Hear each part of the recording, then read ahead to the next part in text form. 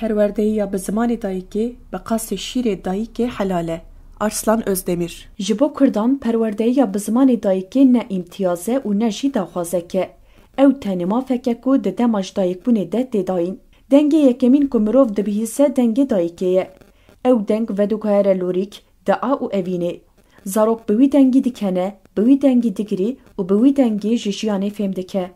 Ji ber vê yekê zimanê dayîkê ne tenê amûrekî axaftinê, lê koka herî kur a nasname, bîr û xwebûna mirov e. Gotina perwerdeya bi zimanê dayîkê bi qasê şîrê dayîkê helal e, ev yek bixwe ye. Ew mafê hebûna gelekî diyar dike. Ji ber ku hem şîrê dayîkê û hem ji zimanê dayîkê mafên ji dayîkbûnê yên mirovanin, ew ne dikarin werin qedexekirin û ne jî nîqaşkirin. Her wekî ku şîrê dayîkê çavkaniya herî xwezayî û saxlem e, ji bo pêşveçûna laşî ya zarokekê perwerdeya bi zimanê dayîkê bingeha pêşveçûna wan a dêronî, hestiyarî û çandî ye. Zarok fêr dibin ku bi zimanê xwe yê dayîkê bifikirin, bipirsin, xewnan bibînin, hez bikin û bitirsin. Dema ku zarok bi zimanê xwe yê dayîkê neyên perwerdekirin, ew bi her peyveke ku jê fêm nakin ji xwe dûr dikevin û hêza wan kêm dibe. Zarokê ku nikare bi zimanê xwe yê zikmakî perwerde bibe, ji pêvajoya fêrbûnê dûr dikeve. Ev dûrketin ne tenê pirsgirêkek zimanî, travmayek nasnameyê ye jî. Ji ber ku ramanên mirovan bi ziman gur û geş dibin, mirovê ku ji zimanê xwe bêpar be, ji mafê fikirînê jî bêpar e. Ziman bîra civatekê ye. Zimanê gel vedibêje, bêka ew cîhanê çawa dibîne, çawa hez dike û çawa êş dikişîne. Dema ku zimanê zikmakî tê qedexekirin, ne tenê peyv, lê hez jî kêm dibin. Her ziman rêyek hebûnê ye. Ji ber vê yekê başguhkirina zimanek tê watiya başguhkirina gel bixwe. Ji ber vê yekê perwerdeya bi zimanê zikmakî ne hilbişartinek e, rêyek hebûnê ye. Zarokek ku bi zimanê xwe perwerde dibe, ne tenê zanînê bi dest dixe, ew xwe nas dike û fêm dike ka ew kî ye. Ew girêdana bi zimanê wê re baweriya bi xwe çê dike. Mafê perwerdeyî bi zimanê dayîkê ne tenê pirsgirêkek pedagojîk, her wiha pirsgirêkekê exlaqî ye jî. Wijdanê civakekê bi wê yekê tê pîvandin ku ew çi qas bi zarokên xwe re dadperwere. Astenkirina zarokekî ji perwerdeya bi zimanê dayîkê wekî rawestandina şîrê dayîka wî ye. Her du jî binpêkirina mafê jiyanê ne. Gotina perwerdeya bi zimanê dayîkê wekî şîrê dayîkê helal e, bi vê wateyê bangeke ji bo wijdanan. Ji ber ku tiştê helal ew e ku hêla xweza, edalet û mirovayiyê ve hatiye pejirandin.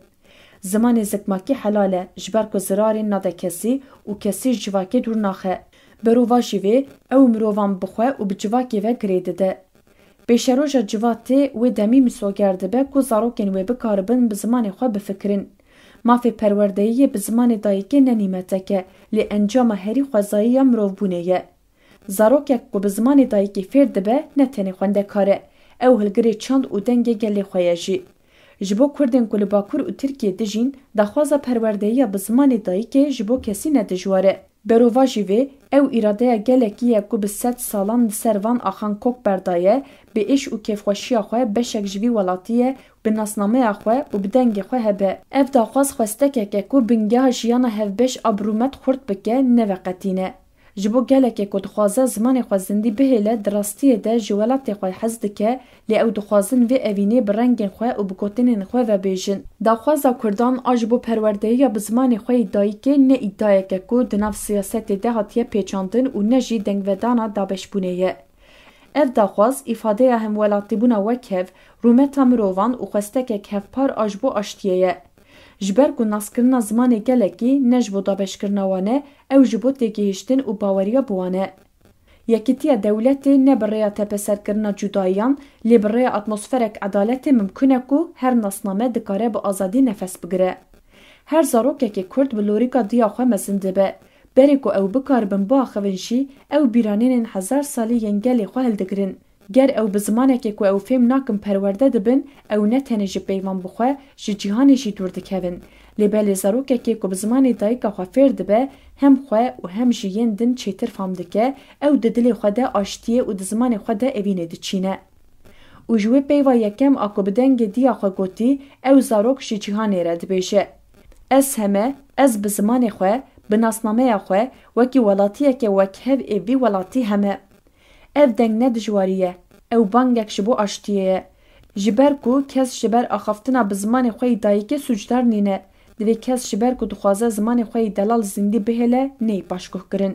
Ji bo Kurdan perwerdeyiya bi zimanê dayîkê garantiya jiyaneke birûmet, pêşerojeke aştiyane û wekeviya mirovan e. û tam ji ber vê sedemê perwerdeyiya bi zimanê dayîkê ji bo Kurdan wekî şîrê dayîkê helal e. Ji ber ku ew hem xwezayî hem adil e û hem jî daxwaza herî hêja ya rûmeta mirovan e.